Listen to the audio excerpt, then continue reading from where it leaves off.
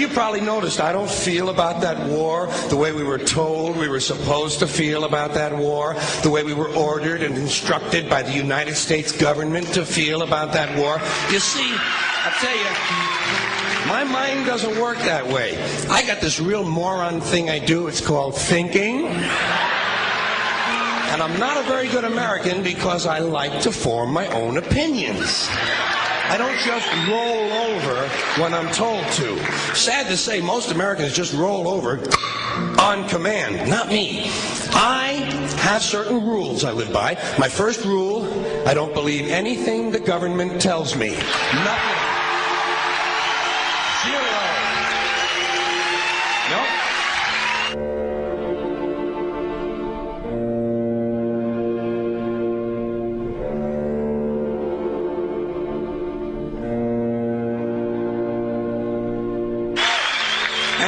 Take very seriously the media or the press in this country, who in the case of the Persian Gulf War were nothing more than unpaid employees of the Department of Defense, and who most of the time function as kind of an unofficial public relations agency for the United States government. So I don't listen to them. I don't really believe in my country, and I gotta tell you folks, I don't get all choked up about yellow ribbons and American flags. Now, to balance the scale, I'd like to talk about some things that bring us together. Things that point out our similarities instead of our differences. Because that's all you ever hear about in this country is our differences. That's all the media and the politicians are ever talking about, the things that separate us, things that make us different from one another. That's the way the ruling class operates in any society. They try to divide the rest of the people. They keep the lower and the middle classes fighting with each other so that they, the rich, can run off with all the fucking money. Fairly simple thing, happens to work. You know, anything different, that's what they're going to talk about. Race, religion, ethnic and national background, jobs, income, education, social status, sexuality, anything you can do, keep us fighting with each other so that they can keep going to the bank. You know how I describe the economic and social classes in this country? The upper class keeps all of the money, pays none of the taxes. The middle class pays all of the taxes, does all of the work.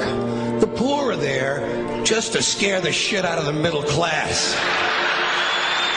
Keep them showing up at those jobs.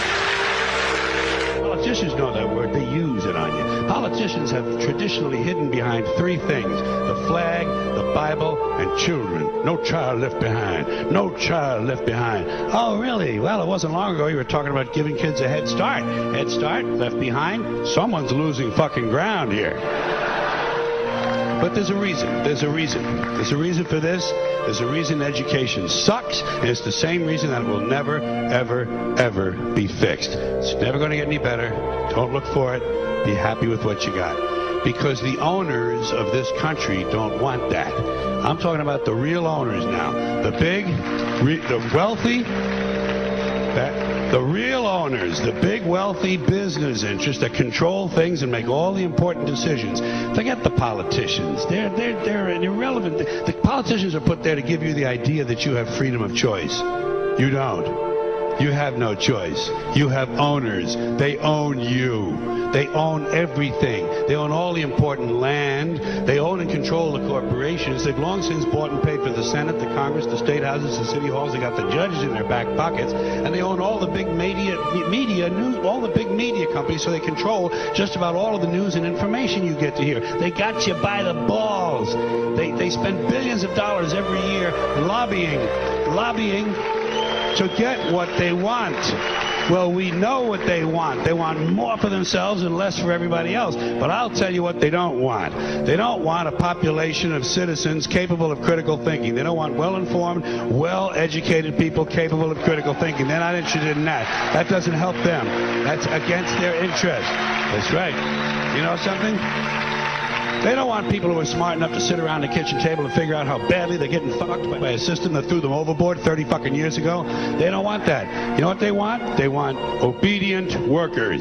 Obedient workers. People who are just smart enough to run the machines and do the paperwork, and just dumb enough to passively accept all these increasingly shittier jobs with the lower pay, the longer hours, the reduced benefits, the end of overtime, and the vanishing pension that disappears the minute you go to collect it. And now they're coming for your Social Security money. They want your fucking retirement money. They want it back. so they can give it to their criminal friends on Wall Street. And you know something? They'll get it. They'll get it all from you sooner or later, because they own this fucking place. It's a big club, and you ain't in it.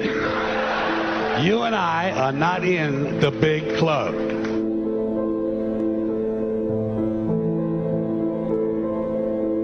The greatest form of control is where you think you're free when you're being fundamentally manipulated and dictated to. One form of dictatorship is being in a prison cell and you can see the bars and touch it.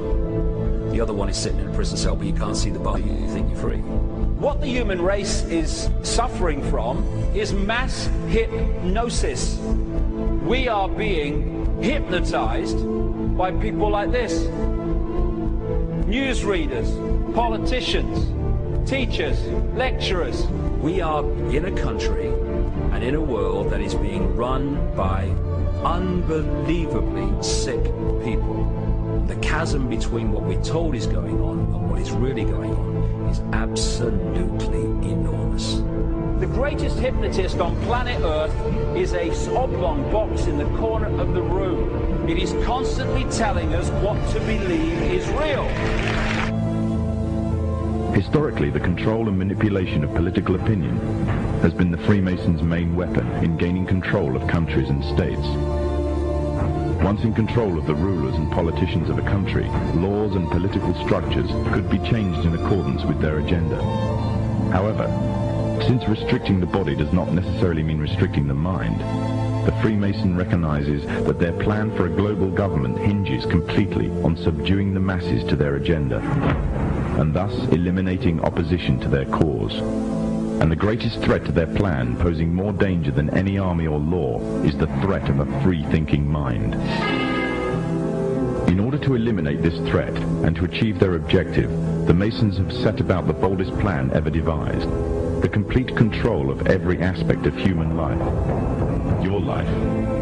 And the weapons they are using against you are in your very homes, entertaining you and your children, and gradually indoctrinating you without you even realizing.